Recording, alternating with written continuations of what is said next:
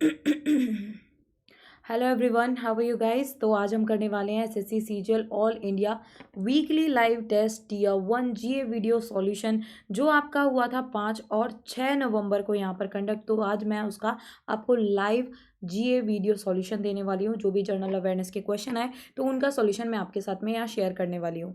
तो ये आपका फ्री था एकदम, और इस टाइप के ऐसे बहुत सारे मॉक टेस्ट जो हैं वो आप फ्री ऑफ कॉस्ट दे सकते हैं ऑली बोर्ड की ऐप पर। और ऑली बोर्ड की ऐप डाउनलोड कर सकते हैं आप। लिंक जो है वो डिस्क्रिप्शन बॉक्स में दिया हुआ होगा। अभी इसी वीडियो के डिस्क्रिप्शन बॉक्स में आपको लिंक जो है मिल जाएगा ऑली बोर्ड की ऐप डाउनलोड करने के लिए। वहाँ से ऐप डाउनलोड करो और हर वीक यहाँ पर वीकली लाइव मॉक जीए सॉल्यूशंस यहाँ पर आपको मिलते हैं। और लाइव मॉक भी दे सकते हैं आप, बिल्कुल आपके न्यू पैटर्न बेस्ड टीयर 1 और टीयर 2 के भी आपको यहाँ पर वीकली टेस्ट मिल जाएंगे। तो ये एक बहुत अच्छा मौका है आप सभी के लिए प्रैक्टिस करने का। इसके अलावा आज लास्ट डे है नवंबर सुपर सेल पर 45% ऑफ मिलेगा आपको एसएससी रेलवे दोनों के सब्सक्रिप्शन पर। आपको सिर्फ शीतल कोड यूज़ करना है। और अभी 3 नवंबर से मेरा नया SSC pre CGL pre crash course शुरू हो चुका है। इसके अंदर ढेर सारे एमसीक्यूज मैं आपको कराने वाली हूँ। तो ये बैच आप ज्वाइन करें, और ज्वाइन करते वक्त शीतल कोड का यूज़ करना। आपको मैक्सिमम डिस्काउंट यहाँ पर मिलेगा 45% का। और ये जो आपका एसएससी सुपर एलीट सब्सक्रिप्शन है, जहाँ पर आपको मेरी ये सारी क्लासेस और मॉक टेस्ट एसएससी से रिलेटेड जितने भी एग्जाम हैं उन सबके ये मॉक टेस्ट और क्लासेस मिल जाएंगे ओनली फॉर रुपीज़ 736, अगर आप शीतल कोड यहाँ पर यूज़ करेंगे तो। ठीक है। इसके अलावा एसएससी सीजीएल टीयर 2 के आपके प्रैक्टिस सेट अवेलेबल हैं 229 में। ये आपको बुक मिल जाएगी टीयर 2 पैटर्न पर, एकदम नए पैटर्न पर बेस्ड है। इजी से लेके डिफिकल्ट लेवल के क्वेश्चंस मिल जाएंगे, थ्योरी प्लस सॉल्यूशन मिलेगा। इसको भी आप अमेजोन या फ्लिपकार्ट से ऑर्डर कर सकते हैं, वहाँ पर ये अवेलेबल है। ऐप डाउनलोड कर सकते हैं, लिंक डिस्क्रिप्शन बॉक्स में दिया हुआ है। तो आज का यहाँ पर फर्स्ट क्वेश्चन था, special marriage act of 1954 gives permission for civil marriage for. Special marriage act जो था 1954 का, उसके अकॉर्डिंग सिविल मैरिज जो है उसकी प्रोविजन कौन देता है। सिविल मैरिज यानी कि नागरिक विवाह का यहाँ पर प्रबंध उपबंध कौन कराता है। ये किस किस को मिलता है, जितने भी लोग भारत के अंदर रहते हैं उनको, या विदेश में रहने वाले जो भारतीय नागरिक हैं उनको, या फिर सिर्फ भारत के लोग, या फिर दोनों, both A and B. Answer हो जाएगा यहाँ पर बोथ ए एंड बी। देखो, जितनी भी भारत के अंदर शादियां होती हैं वो रजिस्टर्ड होती हैं उनके खुद के पर्सनल लॉ, जैसे कि हिंदू मैरिज एक्ट, अगर कोई हिंदू है तो ये हिंदू मैरिज एक्ट आया था 1955 में। ऐसे ही जितने भी मुस्लिम्स हैं उनकी शादियां रजिस्टर्ड होती हैं। अगर आप पर्सनल अपने लॉ यानी कि अपने रिलीजन लॉ के अंदर रजिस्टर कराते हैं, मुस्लिम मैरिज एक्ट 1954 में जो आया था, या फिर अगर इन दो मैरिज एक्ट के अलावा नहीं है तो या फिर स्पेशल मैरिज एक्ट 1954 के तहत यहाँ पर ये रजिस्टर की जाती है। अब इसमें यहाँ पर जो आपकी जुडिशरी होती है, न्यायपालिका होती है, उसके पास उसका ये कर्तव्य होता है कि यहाँ पर जो भी हस्बैंड और वाइफ हैं उनको प्रोटेक्टेड रखना है। यानी कि अगर कोई उनके ऊपर कोई खतरा है तो भी उनको सेफ रखा जाएगा। अगर कोई वहाँ पर लीगल एज उनका है और वो अडल्ट हैं और तब शादी कर रहे हैं तो ये स्पेशल मैरिज एक्ट जो है ये एक्ट ऑफ पार्लियामेंट है, जो आपका नागरिक जो विवाह है, जितने भी भारत के लोग हैं या जो भारत के ऐसे लोग हैं जो फॉरेन कंट्रीज विदेशों के अंदर रह रहे हैं, उनको भी यहाँ पर चाहे उनका कोई भी धर्म हो, दोनों का, चाहे हस्बैंड वाइफ, किसी का भी कोई भी धर्म हो, उसका मैटर नहीं करता, न्यायपालिका उनको प्रोटेक्शन देगी और उस शादी को यहाँ पर वैधता भी देते हैं जो भी इसके अंडर रजिस्टर्ड होते हैं। Next is which of the following is used as a marker ink during elections. Marker ink जो आपकी इलेक्शंस में यूज की जाती है, जनरली आपके उंगली के ऊपर उसका मार्क लगा दिया जाता है जो काफी टाइम तक यहाँ पर रहता है। वो किससे बना होता है, तो आंसर हो जाएगा सिल्वर नाइट्रेट। सिल्वर नाइट्रेट जो है ये मार्कर की तरह इलेक्शन में यहाँ पर यूज की जाती है, क्योंकि इससे एक दाग टाइप का यहाँ पर प्रोड्यूस होता है। ये एक दाग छोड़ जाती है जिसको हटने में काफी हफ्ते लग जाते हैं, इसलिए यहाँ पर इसको यूज किया जाता है, ताकि अगर किसी ने एक वोट डाल दिया है उसको मार्क लगा दिया जाएगा, ताकि वो बार बार यहाँ पर क्या ना करे, बार बार आके इधर वोट ना डाले एक ही उससे। तो ये चीज यहाँ पर की जाती है सिल्वर नाइट्रेट के थ्रू। सिल्वर क्लोराइड जो है ये यूज होता है फोटोक्रोमैटिक ग्लास बनाने के अंदर। सिल्वर आयोडाइड जो है ये आर्टिफिशियल रेन जो आप देखते हैं ना काफ़ी सारे सिनेमैटिक सीन्स के अंदर आर्टिफिशियल रेन करवाते हैं, तो उसमें सिल्वर आयोडाइड का यूज़ होता है। और वाइट पेंट के अंदर आपका वाइट पेंट में यूज़ होता है zinc oxide. Next question, who among the following considered daughter of the soil?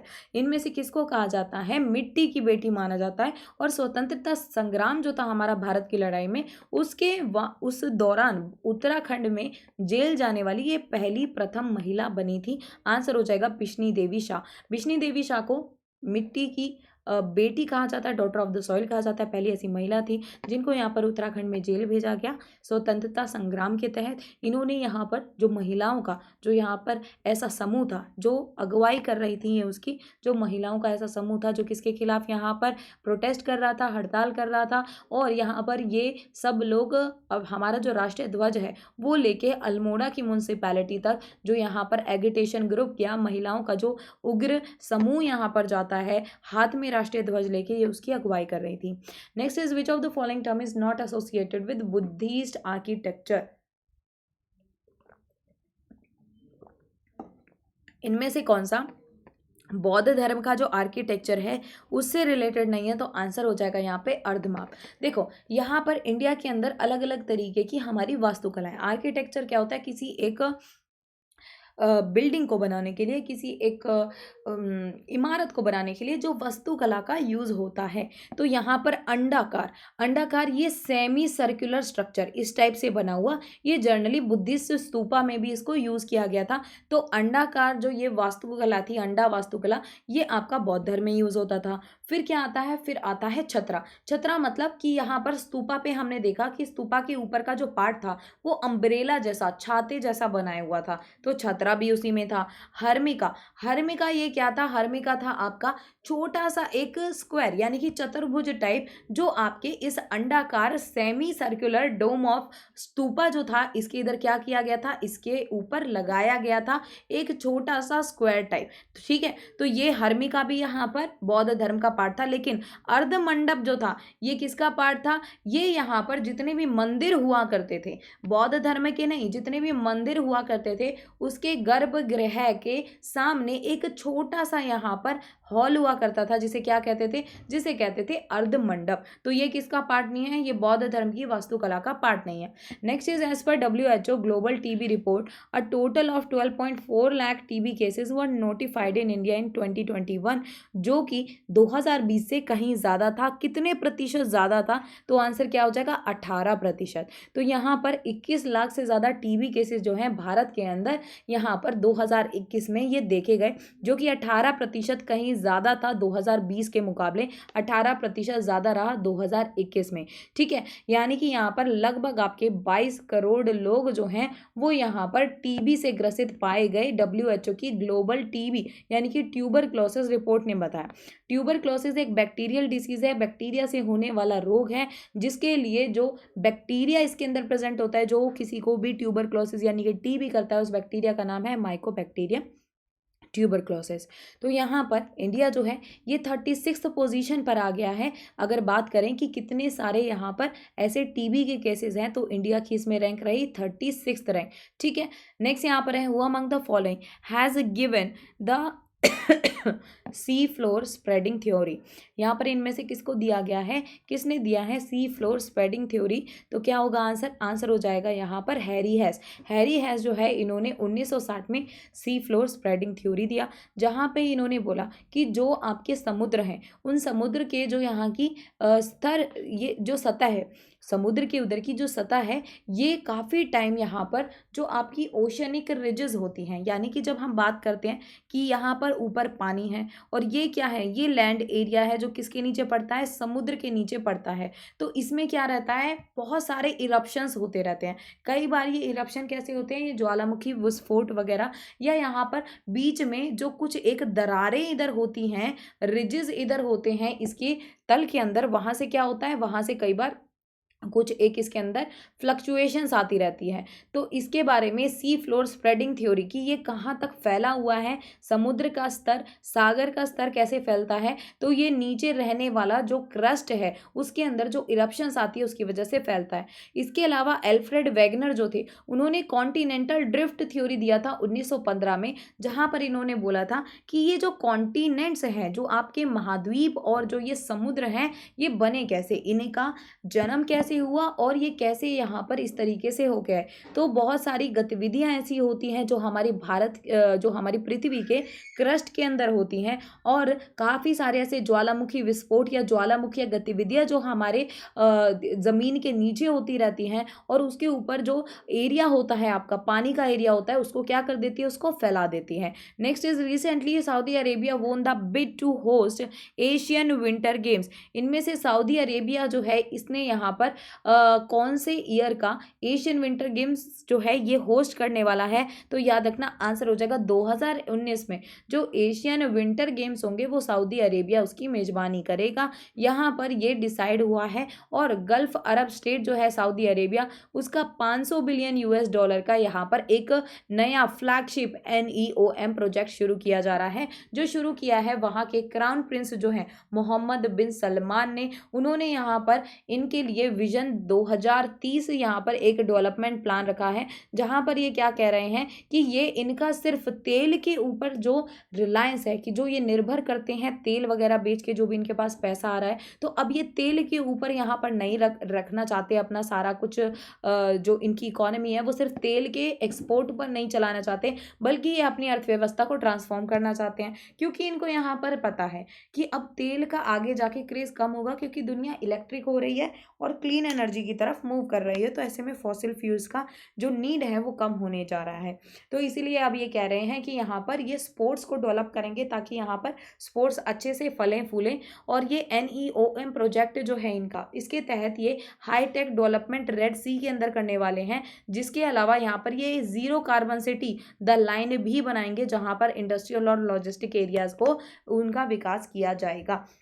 Next is in 1934 1934 में इनमें से किसने NSA of India's national income 1925 to 1929 release की थी, जिसको कहा जाता है कि पहली बार ऐसा हुआ था कि कोई एकेडमिक एक्सरसाइज यानी कि साइंटिफिक फॉर्मूला यूज करके किसी ने यहाँ पर साइंटिफिक फॉर्मूला यूज़ करके या एकेडमिक एक्सरसाइज कोई पढ़े लिखी अपनी जो फॉर्मूलेज थे वो लगा के इन्होंने भारत की नेशनल इनकम बनाई, यहाँ पर निकाली। तो आंसर क्या हो जाएगा, VKRV राव जो हैं ये कहे जाते हैं। अगर आपसे ओवरऑल पूछेगा पहली बार भारत की राष्ट्रीय आय किसने निकाली, तो वो दादा भाई नेहरू जी ने 1868 में। लेकिन उन्होंने कोई फॉर्मूला यूज़ नहीं किया था, उन्होंने बस दो तरीके से किया कि कृषि से क्या आय आ रही है भारत के अंदर, और जो बाकी बचा हुआ है जो कृषि से नहीं आ रहा है, बाकी जो अमाउंट है जो गैर कृषि क्षेत्रों से आ रहा है उसको उठा लिया, कृषि क्षेत्र के आय को उठा लिया, दोनों को जोड़ दिया और कह दिया ये हो गई हमारी राष्ट्रीय आय।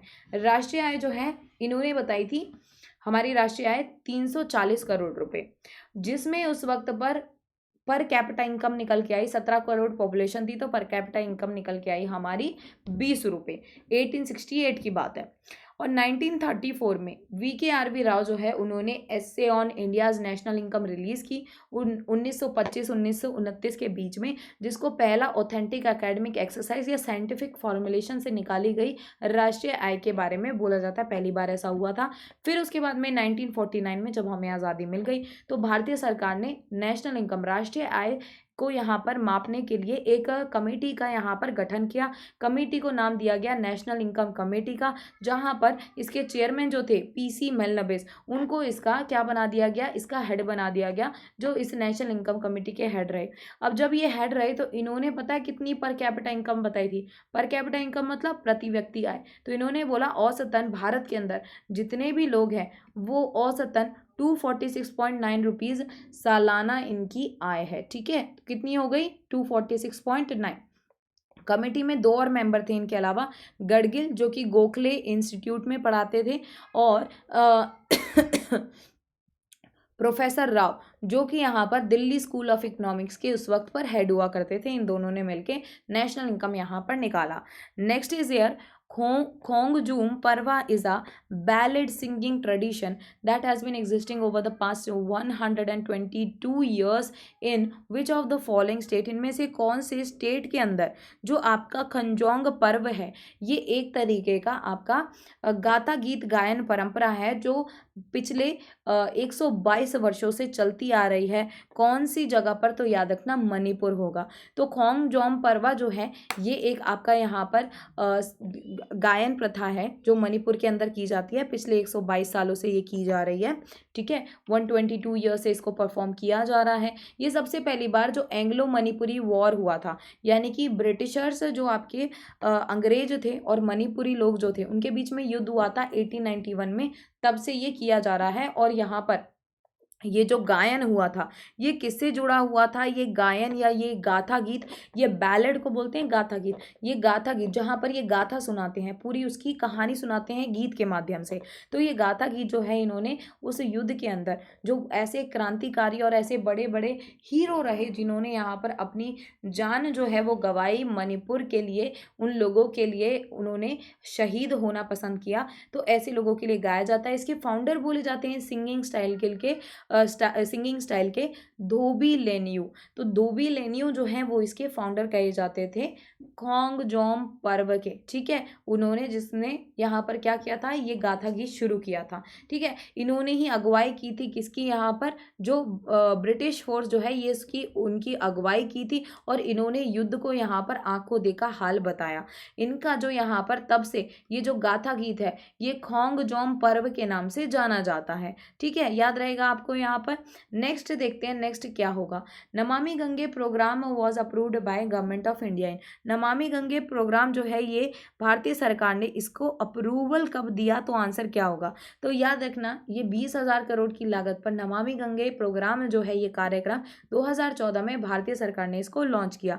इसको एक फ्लैगशिप प्रोग्राम मतलब जिसको सर्वोपरि माना जाता है, जो आपके सबसे बड़े प्रोग्राम में से एक माना जाता है भारतीय सरकार के, उसको जून 2014 में लॉन्च किया गया। इसके लिए 20,000 करोड़ रुपए भी दिए गए। यहाँ पर दो चीज़ें थी कि इन्होंने बोला कि एक तो हमारी जो गंगा नदी है उसका क्या करना है, उसका पोल्यूशन उसका हटाना है, दूसरा उसका संरक्षण करना है और वापस से उसका पुनर्जीवन देना है उसको। Next is who among the following was the founder of Indore घराना। इनमें से इंदौर घराना के जो फाउंडर संस्थापक है वो कौन कहे जाते हैं, तो आंसर क्या हो जाएगा, उस्ताद आमिर खान। उस्ताद आमिर खान इंदौर घराना के संस्थापक कहे जाते हैं। ये इंदौर का जो संगीतकार फैमिली थी, जो घराना था उसके अंदर इनका जन्म हुआ। इनके जो फादर थे वो एक सारंगी और वीणा प्लेयर थे, यानी कि सारंगी और वीणा वादक थे, जो कि होलकर डायनेस्टी होलकर राजवंश के दरबार में वीणा और सारंगी बजाते थे। इनके जो दादा थे वो भी यहाँ पर गायक थे, बहादुर शाह जफर के दरबार के अंदर गाया करते थे। उसके अलावा इनको जो ट्रेनिंग मिली इनके पिता से मिली सारंगी के अंदर। उसके अलावा इन्होंने यहाँ पर इनका जो गाने के अंदर जो रुझान था, जो इनका इंटरेस्ट था, वो इनका शुरू हुआ था जब इनको ट्रेन किया गया था मेरुखंड टेक्निक में। ठीक है, अब यहाँ पर कुछ एक स्वर जो होते हैं उसका यूज़ करके ये काफ़ी डिफरेंट टाइप ऑफ स्वर को एक साथ में यूज़ किया करते थे। फिर इन्होंने यहाँ पर अपने ही खुद के स्टाइल में एक गायकी शुरू किया। गायकी मतलब वोकल स्टाइल की कैसे गाते हैं, अपने ही स्टाइल, एक नया स्टाइल यहाँ पर शुरू किया। और इंदौर घराना जो है इनका वो एक ऐसा स्टाइल माना जाता है जिसकी इन्होंने यहाँ पर जन्मकर्ता ये माने जाते हैं। तो इन्होंने क्या किया, ध्रुपद एक स्टाइल ऑफ सिंगिंग हुआ करता था, इन्होंने ध्रुपद को ख्याल स्टाइल के साथ में मिलाकर एक नया यहाँ पर जन्म दिया इंदौर घराने का। ठीक है, तो दोनों मिक्सचर थे इंदौर घराने के अंदर, ध्रुपद और ख्याल का। वो किसने किया, उस्ताद आमिर खान ने। इनकी यहाँ पर ट्री ऑक्टेव रेंज वॉइस भी है, 3 तरीके का ये यहाँ पर तरंग टाइप यहाँ पर अपनी आवाज़ के अंदर एक ऐसा दर्द लेके यहाँ पर गाते हैं। Next is which of the following disease is not caused by mosquito. इनमें से कौन सा ऐसा डिसीज यानी कि कौन सा ऐसा रोग है जो किसी मॉस्किटो यानी कि मच्छर की वजह से नहीं होता है, तो आंसर क्या होगा। देखो, एक यहाँ पर हो गया आपका लेशमैनियासिस, एक हो गया आपका वेस्ट नाइल फीवर, एक हो गया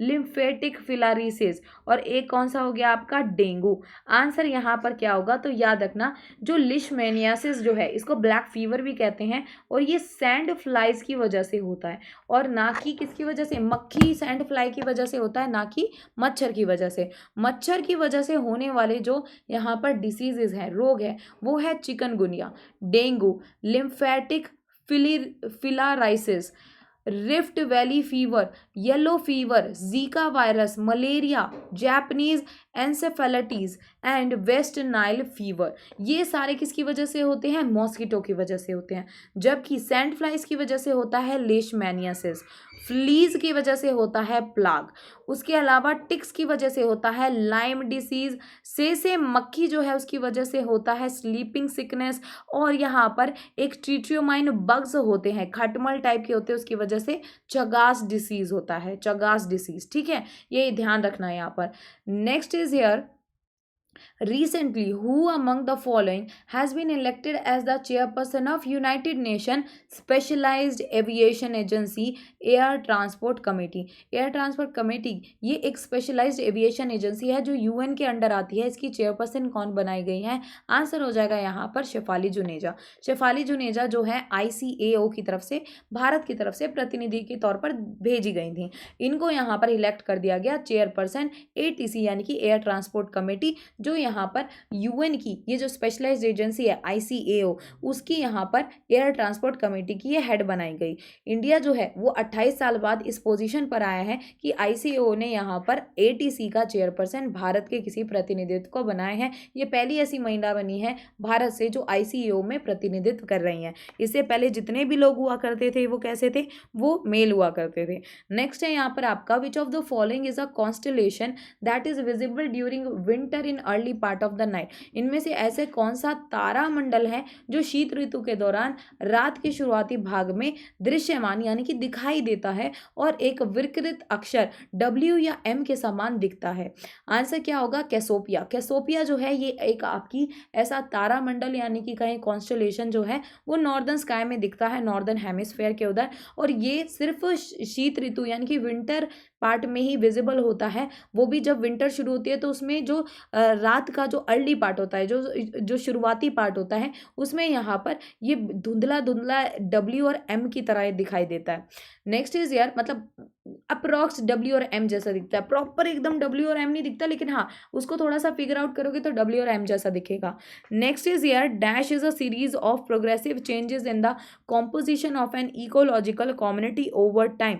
इसका मतलब क्या है? मतलब यह है कि इनमें से क्या समय के साथ पारिस्थितिक समुदाय के संगठन या संयोजन में होने वाले प्रगतिशील परिवर्तनों की एक श्रृंखला है। आंसर क्या होगा? आंसर बोला जाएगा सक्सेशन। सक्सेशन जो है बोला जाता है कि यहाँ पर कोई चीज़ के अंदर किसी भी एक इकोलॉजिकल कम्युनिटी यानी कि कोई पारिस्थितिक जो यहाँ पर तंत्र है उसके अंदर कोई चीज़ ऐसे बढ़ती जा रही है तो उसको क्या बोलते हैं? सक्सेशन बोलते हैं। जहाँ पर जैसे अगर मैं कहूँ प्राइमरी सक्सेशन में आपके नए तरीके के जो पत्थर होते हैं, न्यूली फॉर्म्ड रॉक जो होते हैं, ये लिविंग थिंग्स के द्वारा यहाँ पर देखे जाते हैं लिविंग थिंग्स के अंदर।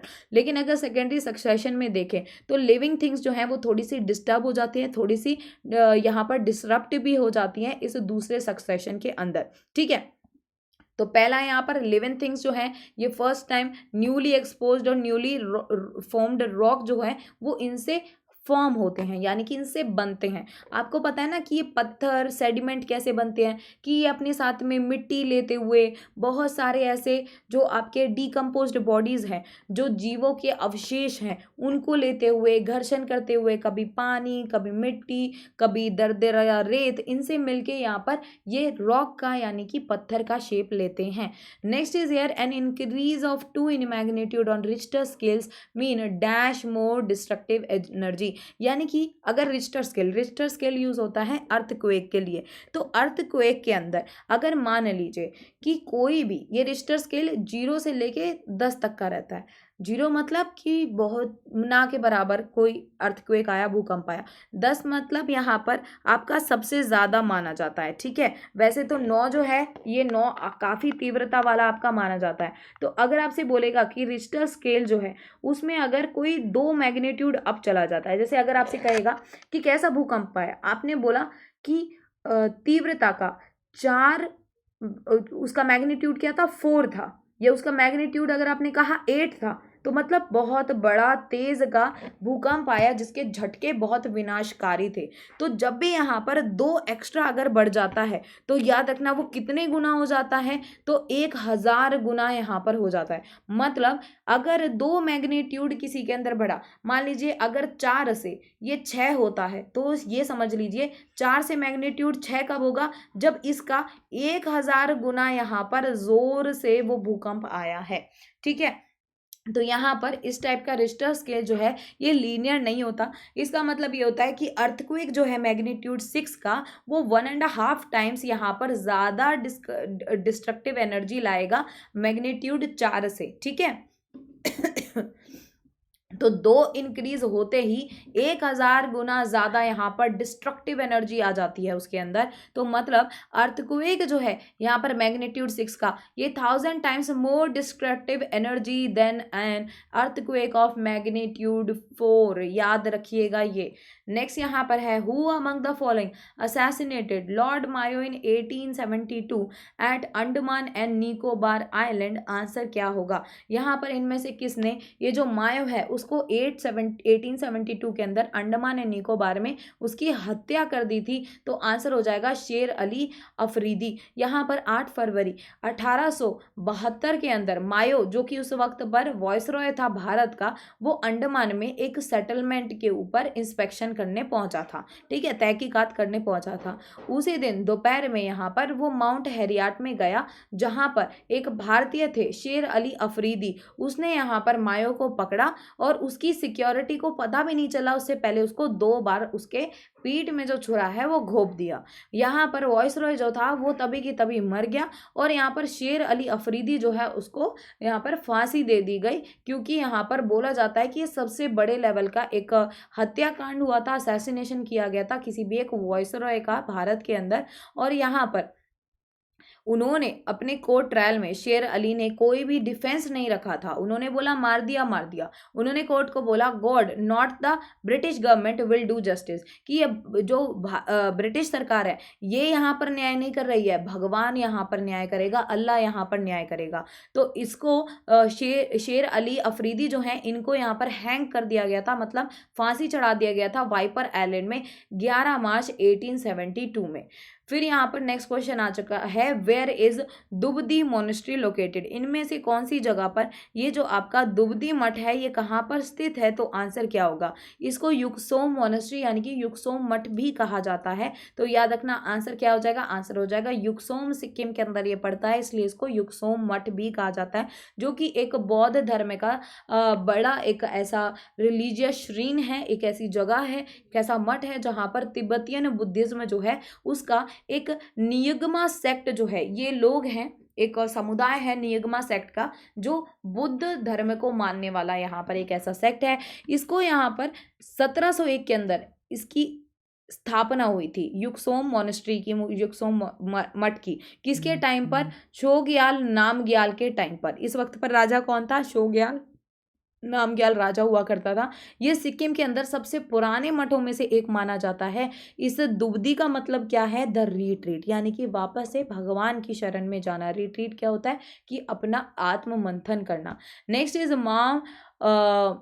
माओलू cave which recently in news is located in. Mawmluh cave, ये जो गुफा है ये आपकी कहाँ पर स्थित है, तो याद रखना ये मेघालय के अंदर स्थित है। माओलू जो गुफा है ये आपकी ईस्ट खासी हिल्स डिस्ट्रिक्ट में पड़ती है मेघालय के अंदर। और यहाँ पर ये 100 ऐसी जियोलॉजिकल हेरिटेज साइट जो है, जो कि आपकी international union of zoological sciences, जो कि यूनेस्को ने ये क्या बनाया है, एक यूनियन बनाया है, उसकी लिस्ट के अंदर जो 100 ऐसी पहली जियोलॉजिकल हेरिटेज साइट है उसमें से इसको इंक्लूड किया गया। ये 100 ऐसे स्थल जो हैं ये 56 देशों में से चूज किए गए। यहाँ पर 7.2 किलोमीटर लंबी ये क्या है, गुफा है, जो भारत के अंदर क्या बोली जाती है, चौथी सबसे लंबी गुफा बोली जाती है। और इसको क्रेम मामलू भी कहा जाता है, इसको क्रेम मामलू भी कहा जाता है। भारत के अंदर या वर्ल्ड के अंदर सबसे बड़ी गुफा कौन सी है, क्रेमपुरी गुफा है। ठीक है, वो भी आपकी कहाँ पर पड़ती है तो क्रेम जो वर्ड है ये खासी लैंग्वेज में इसका मतलब क्या होता है, क्रेम का मतलब होता है गुफा। तो क्रेम पुरी भी कहाँ पर पड़ती है, आपकी मेघालय के अंदर पड़ती है, क्योंकि क्रेम खासी लैंग्वेज जो है, ये खासी भाषा जो है ये मेघालय के अंदर फेमस है, क्योंकि मेघालय के अंदर यहाँ पर 3 ऐसे समुदाय जो है, ऐसे आदिवासी समुदाय या मैं ट्राइब्स कहूँ तो काफ़ी फेमस है। एक है गारो, खासी और जयंतिया। इन्हीं के नाम पर इन्होंने यहाँ पर कुछ एक हिल्स हैं उनके नाम भी रखे हुए हैं, गारो हिल्स, खासी हिल्स और जयंतिया हिल्स। ठीक है, अब यहाँ पर ये जो केव है ये 7.2 किलोमीटर लंबी है, काफ़ी सारे इसमें एंट्रेंस हैं। इसमें यहाँ पर स्टेलस्टाइट और स्टेलगामाइट से फॉर्मेशन हुआ है, ये एक पत्थर है जिनसे इसका फॉर्मेशन हुआ।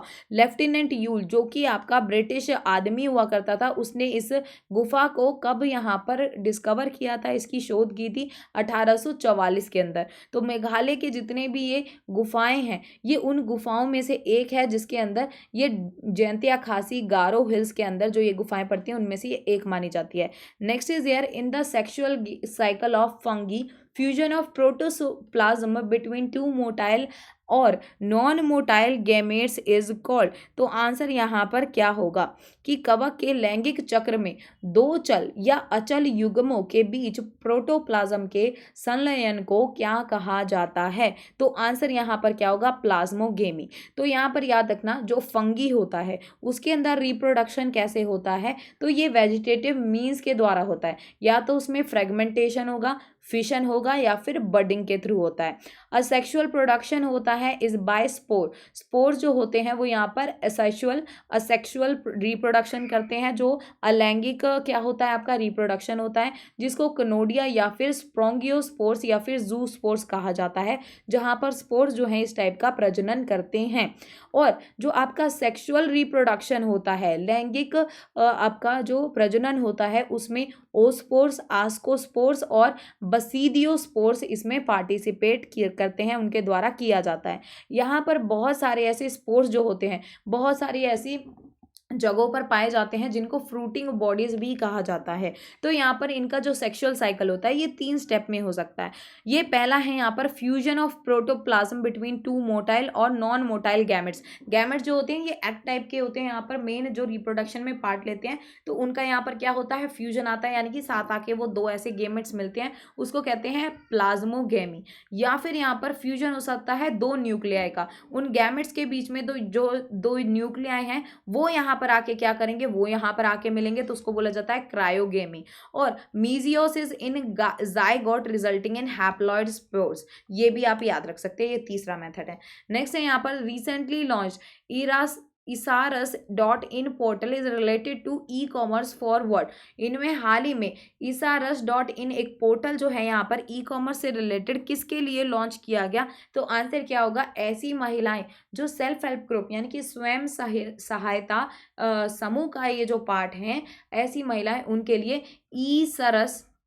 Isarus.in पोर्टल खोला गया। सरस ऐप भी है इधर। इन ऐसी महिलाएं जो स्वयं सहायता समूह का पार्ट हैं, जिनके खुद स्वयं सहायता समूह हैं, जिसमें वो कोई ना कोई प्रोडक्ट बनाती है, जैसे मान लीजिए कोई पापड़ बनाती है, कोई अचार बनाती है, और उनको फिर आगे क्या करते हैं, ये बेचते हैं। तो उनके प्रोडक्ट्स को यहाँ पर ये इस पोर्टल पर लॉन्च करते हैं, और कोई भी चाहे तो ऑनलाइन इनके प्रोडक्ट्स खरीद सकता है। फगन सिंह कुलस्ते जो कि जिन्होंने अभी यहाँ पर क्या किया, सरस फूड फेस्टिवल जो है, फगन सिंह कुलस्ते जो कि मिनिस्टर ऑफ स्टेट हैं यहाँ पर, उन्होंने क्या किया, MSME मिनिस्टर ऑफ स्टेट है फगन सिंह कुलस्ते, उन्होंने सरस फूड फेस्टिवल लॉन्च किया। यहाँ पर सरकार जो है सरस स्टॉल्स लगा रही है, जिनको ये महिलाएं लगा रही हैं, सेल्फ हेल्प ग्रुप की जो ये महिलाएं हैं, ये जो जितने भी आपके जितने भी राज्य हैं उनकी राजधानियों में, बड़े बड़े शहरों के अंदर, मेट्रोज के अंदर, एयरपोर्ट्स, रेलवे स्टेशन, यहाँ पर अपनी मार्केटिंग की रीच जो है ये फैला रही है, इन सरस स्टॉल्स को अलग अलग जगह पर लगा रही है ताकि ये लोकल प्रोडक्ट्स यहाँ पर अपने बेच सके। तो इसके लिए इन्होंने यहाँ पर ई कॉमर्स पोर्टल जो है कुलस्ते जी ने यहाँ पर लॉन्च भी किया Isarus.in के नाम से, ताकि इनके प्रोडक्ट की ज़्यादा अच्छे से मार्केटिंग हो सके। Next is which of the following articles of the constitution of India deals with the ordinance making power of president of India. यहाँ पर जो राष्ट्रपति है उसका ऑर्डिनेंस यानी कि अध्यादेश जारी करने की जो शक्ति है, ये किसकी कौन से अनुच्छेद के अंदर अंतर्निहित है। तो आंसर क्या हो जाएगा, 123 के अंदर। जबकि यहाँ पर गवर्नर के पास में इस टाइप का अध्यादेश जारी करने की पावर किस में है, 2 213 में, तो आगे का बस चेंज करना है। 123 होगा तो राष्ट्रपति का अध्यादेश है, और 213 होगा तो गवर्नर किसी भी राज्य के राज्यपाल के पास ये क्या होता है, अध्यादेश जारी। अध्यादेश क्या होते हैं, कोई मान लीजिए कि अगर उस वक्त पर जो वहाँ की पार्लियामेंट संसद जो है वो सत्र में नहीं है और कोई एक ऐसा केस आ जाता है, उसके ऊपर कानून बनाने की जरूरत है, तो यहाँ पर राष्ट्रपति जो है अध्यादेश जारी करके उसको कानून के तौर पर लॉन्च कर देगा। जब भी चाहे राष्ट्रपति जब चाहे तब उस ऑर्डिनेंस को वापस ले सकता है, और इसके पास में ये अधिकार कब होता है, जब दोनों में से कोई सा भी सदन जो है वो सत्र में ना हो, वो कोई भी सत्र वहां पर बैठक ना हो रही हो। जो यहाँ पर संसद जो है वो जब भी सत्र में आएगी तो उसको 6 हफ्ते दिए जाएंगे, ताकि वो यहाँ पर बताए कि अध्यादेश जारी रहना चाहिए या इसको खत्म कर देना चाहिए। ठीक है, और यहाँ पर जब अध्यादेश यहाँ पर खत्म होगा तब तक ये पूरी तरीके से यहाँ पर एक्टिव रहेगा, जब तक कि संसद ये नहीं कह देती कि इसको खत्म कर दिया जाना चाहिए। यहाँ पर नेक्स्ट क्वेश्चन है, which of the following state was the first to establish the institution of Lokayukta in India. पहला ऐसा कौन सा यहाँ पर राज्य था जिसने लोकायुक्त जो है उसको भारत के अंदर सबसे पहले लॉन्च किया, तो वो था महाराष्ट्र। महाराष्ट्र ने लोकायुक्त जो है ये 1971 में डाला। देखो लोकायुक्त और लोकपाल जो है ये 2013 में एक यहाँ पर एक्ट आया था, जिसके तहत बोला गया कि नेशनल लेवल पर भारत के अंदर राष्ट्रीय स्तर पर क्या होंगे, लोकपाल होंगे। ये वो आदमी होगा जो कि एक ओम्बड्समैन होगा, यानी कि जितने भी ऐसे सरकारी कर्मचारी हैं, सरकारी बड़े बड़े अधिकारी हैं, उनके खिलाफ शिकायतें जो है लोकपाल तक लेके जाया जाएगा राष्ट्रीय स्तर पर अगर बात करें तो, संघ के स्तर पर। लेकिन लोकायुक्त एक ऐसा पर्सन होता है जो आपके किसी भी एक स्टेट लेवल पर जिसको रखा जाता है, इस टाइप के बड़े बड़े सरकारी अधिकारियों के खिलाफ, स्पेशली भ्रष्टाचार के खिलाफ अगर कोई शिकायत है तो लोकायुक्त के पास ले जा सकते हैं। 2013 में इसके रिगार्डिंग एक्ट आया था, इसको कानून का दर्जा मिला। लेकिन महाराष्ट्र पहला ऐसा राज्य था जिसने काफी पहले से यहाँ पर एक लोकायुक्त नाम की चीज शुरू की थी 1971 में। लोकायुक्त जो है उसको उस राज्य का जो राज्यपाल है वो क्या करता है, अपॉइंट करता है। Next is which of the following statement are true about Dayanand Saraswati. Dayanand Saraswati ने इनमें से कौन सी ऐसी कथन है जो उनके बारे में सच्चे है। इन्होंने यहाँ पर एक नारा दिया, वेदों की ओर लौटो, ये बिल्कुल सही बात है, इन्होंने ऐसा बोला था यहाँ पर। दूसरा कह रहा है Satya Prakash was his famous work, no ये गलत हो जाएगा, क्योंकि इनकी बुक का नाम क्या था, सत्यार्थ प्रकाश था, ना कि सत्य प्रकाश, सत्यार्थ था। ठीक है, तो इसलिए ये चीज हो जाएगी गलत, सत्य नहीं था सत्यार्थ था। तो आंसर क्या हो जाएगा यहाँ पर, कौन सा स्टेटमेंट सही है, सिर्फ ओनली ए सही है। तो यहाँ पर इन्होंने वेदास को बोला कि आप बैक टू वेदास पर जाओ, वेद बहुत अच्छा ज्ञान है यहाँ पर देंगे आपको, उस तक लौटने की जरूरत है। इनका सबसे प्रसिद्ध काम था सत्यार्थ प्रकाश। और करसनदास मुलजी सत्य प्रकाश गुजराती में इन्होंने लिखा 1852 के अंदर, टू एडवोकेट विडो री मैरिज। ठीक है, ये आपको यहाँ पर याद रखना है। ठीक है, ये विडो री मैरिज जो है विधवा पुनर्विवाह के लिए इन्होंने यहाँ पर काफी सारी उनके लिए कोशिशें की थी। Next is cream separator works on the principle of which of the following forces. Cream separator जो है आपने देखा होगा ना कि अक्सर हमारी जो मम्मियाँ वगैरह हैं वो मलाई और स्पेशली बटर या घी निकालने के लिए उसको क्रीम को जो ऊपर से सेपरेट करती है वो किसकी वजह से होता है, centrifugal force, centripetal force, frictional force या फिर फोर्स ऑफ ग्रेविटी। आंसर क्या हो जाएगा कि यहाँ पर आपका क्रीम सेपरेटर जो है सेंट्रीफ्यूगल फोर्स पर चलता है। ये एक स्यूडो फोर्स होता है, यानी कि फेक फोर्स होता है, जो यहाँ पर बिल्कुल इक्वल होता है और अपोजिट किसके होता है, सेंट्रीपिटल फोर्स के अपोजिट होता है। सेंट्रीपिटल फोर्स क्या होता है, एक बाहर से आने वाला ऐसा दबाव जो यहाँ पर आपको किस में रखता है, सर्कुलर मोशन में यहाँ पर क्या करता है, आपकी बॉडी को सर्कुलर मोशंस के लिए मेंटेन करके रखता है। जबकि यहाँ पर ऐसा दबाव जो दो ऐसे मोशंस को, दो ऐसी चलने वाली चीज़ों को अपोज करता है दो लोगों के बीच में, उसको क्या कहते हैं, फ्रिक्शन कहते हैं। ठीक है, so that's it for today. I hope कि आपको यहाँ पर सेशन अच्छा लगा होगा। अगर अच्छा लगा तो वीडियो को लाइक कर देना, शेयर कर देना, चैनल को सब्सक्राइब कर देना। नवंबर सुपर सेल जो है वो आज ये ऑफर एंड होने वाला है, जिसमें 45% का भारी डिस्काउंट मिल रहा है आपको एसएससी और रेलवे के सब्सक्रिप्शंस पर। तो यहाँ पर शीतल कोड यूज करिए और आपको इन सब्सक्रिप्शन पर ऑफ मिल जाएगा। मेरा अभी यहाँ पर एसएससी सीजीएल जो है उसका प्री क्रैश कोर्स लाइव हो रहा है 3 नवंबर से शुरू हो चुका है, तो इसको आप ज्वाइन कर सकते हैं। यहाँ पर ढेर सारे एमसीक्यूज जो है मैं आपको कराऊंगी। सीजीएल टीयर 2 के लिए आप ये बुक भी खरीद सकते हैं, न्यू पैटर्न बेस्ड है। Thank you so much everyone. Video को जाते जाते लाइक करके ज़रूर जाना, शेयर करना, चैनल को सब्सक्राइब करना, कमेंट करके बताना सेशन कैसा लगा, और बेल आइकन दबाइए नोटिफिकेशन रिसीव करने के लिए। Thank you so much everyone. Bye bye, take care, wish you guys all the best and जय हिंद।